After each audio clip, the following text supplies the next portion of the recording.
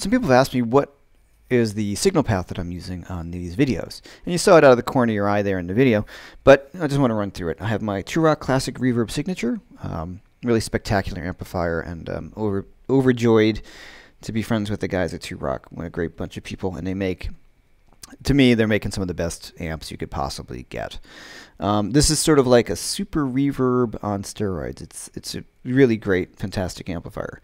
And what I'm running that into is the aux amp top box by Universal Audio.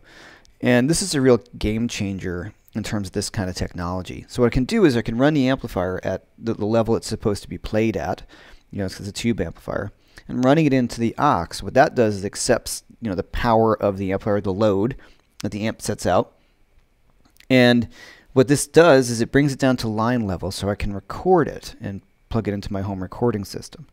What it does that kind of sets it apart from everything else is it has internal processing that has cabinet and speaker emulation of the most popular speaker cabinets and microphones used to mic and record guitars. So right now I'm using an emulation of the cabinet that I would normally use with my TrueRock, which is a 212 cabinet with Celestion G65 Heritage speakers in it. And what's really great is you can store a number of those presets in here.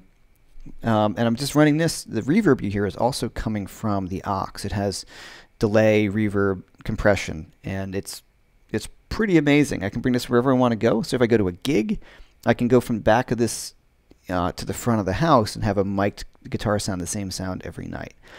But for home recording, it's really great because I can use a nice amp like this, or that's another amp poking out of there is my old Marshall Super Lead, which is the other amp that I would use, and play it quietly because I live in New York and I certainly cannot turn the amp up to where it's supposed to be, nor do I have the means to record a mic'd amplifier really well at volume.